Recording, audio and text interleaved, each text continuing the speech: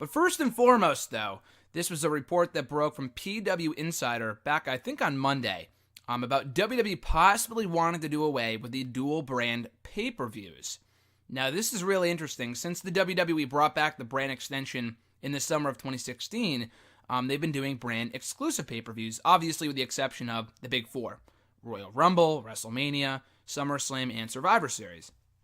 And it's been reported for a while that Money in the Bank will likely be another dual brand pay-per-view come June, I think in Chicago, which is pretty cool considering that was the site of the 2011 Money in the Bank pay-per-view, one of my favorite pay-per-views of all time. But nonetheless, that was an expected move because Money in the Bank should have been a dual brand pay-per-view to begin with. It's probably more anticipated, more exciting, more important at this point than Survivor Series, but that's merely one's opinion.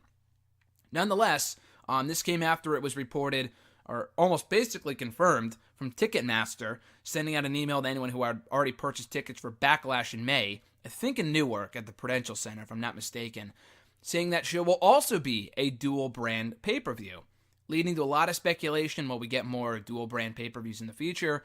Well, like I said, PW Insider then broke the news that all pay-per-views moving forward after WrestleMania 34 might be dual brand events. A lot of pros and cons to this. A lot of mixed emotions, mixed feelings from yours truly. When they first started doing the brand exclusive pay-per-views, I was torn because I knew that, one thing that I was vehemently, very much against, rather, when they started bringing back the brand split when it was first announced about 2 years ago, was that I didn't want to return to that time from like the mid-2000s where we would get pay-per-views with fucking Matt Hardy versus Gregory Helms in the undercard. Matches that no one could give two shits about. And honestly, there was a lot of great SmackDown pay-per-views, I thought, in late 2016 when the brand was firing on all cylinders. But going into 2017, and I've talked about this before, I think with John and others here on the show, Jamie Lee Mack and a few others, that 2017 really, in my opinion, did not produce many great pay-per-views at all, which is sad for a year featuring, 18 pay-per-views, something ridiculous like that. Not every month is 2 pay-per-views, but when you have Elimination Chamber and Fastlane in the same month, and then you have Backlash and Extreme Rules and Money in the Bank and Great Balls of Fire and Battleground, it's too much. It's way too much content. We already have enough WWE content on a weekly basis between the 3-hour Raws, the 2-hour SmackDowns, Mixed Match Challenge, NXT, 205 Live, all this other stuff. Not even including the stuff they put on the network that's not in-ring content, stuff like that. So we already have enough WWE content to not be getting more pay-per-views, which was, to me, ridiculous from the get-go. But I still enjoyed the fact that in getting these brand-exclusive events, more people would get more airtime. Like, you would never see, like a cruiserweight match. That would never be a staple on a WWE pay-per-view if we did not have brand-exclusive events. And even now, they still aren't. Sometimes the cruiserweights are still relegated to the kickoff show. And that was before the Cruiserweight division kind of got turned around, but nonetheless, we'll talk about that more a little later on in my 205 Live review. But if they do away with the brand-exclusive events after WrestleMania, what does this mean for guys like Rusev and people that don't even make the pay-per-view cards to begin with?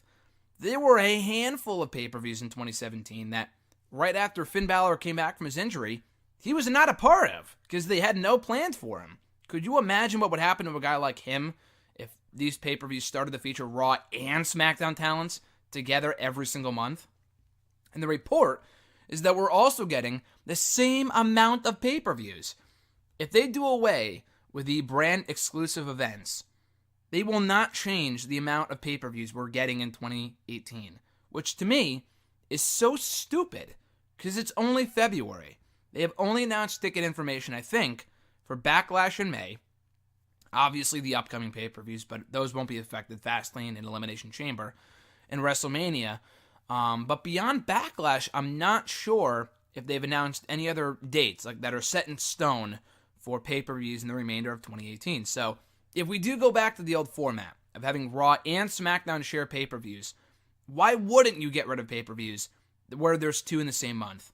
That is overkill. And they've done it before, but not to the extent that they did it in 2017 and a little later on in 2016 too. It's overkill.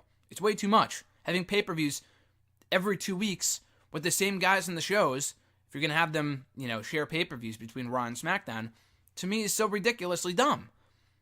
I love the fact of, I think a happy medium, which I might have brought up when they brought back the brand split back in 2016.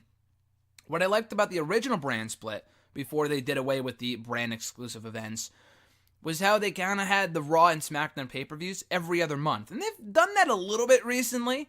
I know in October we had both TLC and whatever the SmackDown show was. Hell in the Cell, I think. But in November, we only had one pay-per-view that was Survivor Series, shared by both Raw and SmackDown.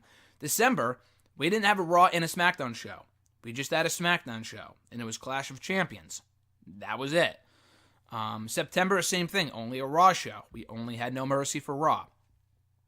Obviously, January, we had just the Royal Rumble, and now we have a Raw and a SmackDown pay-per-view before WrestleMania, in Elimination Chamber and in Fastlane.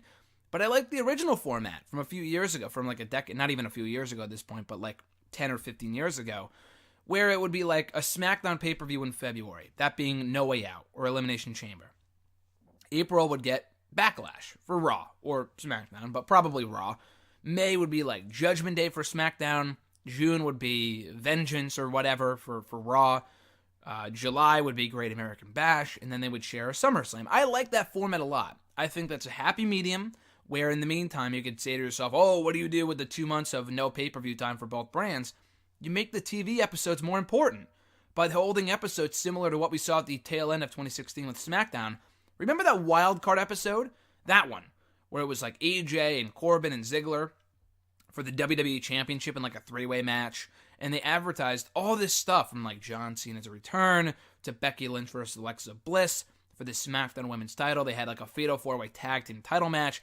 They had all these great, heavily hyped up matches on a 2-hour show. It felt like a pay-per-view, essentially. It felt like a 2-hour pay-per-view. And it was one of the best SmackDown shows I've seen in years and years and years. They haven't really done a lot of that since. Probably since they have since moved away from that. From what I assume the original SmackDown crew, the writing team that made that show so great in 2016 and early 2017. And now it's been dull ever since WrestleMania. But nonetheless, I think that format works a lot, where, say for after WrestleMania, if they go back to having fewer pay-per-views, you have the April pay-per-view be Raw for Backlash, whatever, and then Raw does not get another pay-per-view until June. In the meantime, you have a SmackDown show, and in that meantime, in the month of May for Raw, you could do a grand episode where you hype up all these maybe rematches or a title match or whatever, and you should still be doing that in the meantime anyway. I think Raw and sometimes SmackDown do a decent job of hyping stuff up in advance and making shows feel important, like 1 week in advance. I'm not talking hours in advance on WWE.com or no shit like that. I'm talking like 1 week in advance to make it feel like a major happening, a big deal. I'm all for that, but it doesn't look like WWE is going in that direction. Like I said, getting rid of dual brand pay-per-views. It's not the worst thing in the world. I know that was kind of step one in kind of going back to no brand extension at all when they first had the initial brand split 10 years ago. Getting rid of the dual brand pay-per-views after WrestleMania, I think it was 23. I think it was 23 in 2007, was the first step in them going back to having one singular show, one singular roster. And that wouldn't happen officially for another few years, probably until 2011. Officially, it ended in 2013. But really, after the Super Show shit from Raw in 2011, SmackDown was never the same after that, and it never really recovered. SmackDown cannot go back to being irrelevant. SmackDown was a show that no one gave two shits about, or barely even watched, around that point. I know ratings aren't through the roof. They've been better at certain points, but I absolutely feel that having the brand split around is for the better. We have way more stars now than we did 2 years ago without the brand split. Now it's not just Roman Reigns and Seth Rollins. Now it's AJ Styles, Roman Reigns, Seth Rollins, and a few others. I mean, they tried to make something out of Jinder Mahal. Obviously didn't work. But they have a few other stars like a Sami Zayn or a Kevin Owens, and obviously AJ and Shinsuke Nakamura. Do you think half those guys would be at the main event level if there was one singular roster? I don't think so. I honestly do not think Nakamura would have won that Royal Rumble match had we only had one roster. If it was really only down to one world title, it would have been Roman Reigns winning the Royal Rumble again and going on to face Brock for the belt at WrestleMania. All the SmackDown guys that we have right now would be at the upper mid-card, at most. We can't go back to doing that. If not anytime soon, at the very least.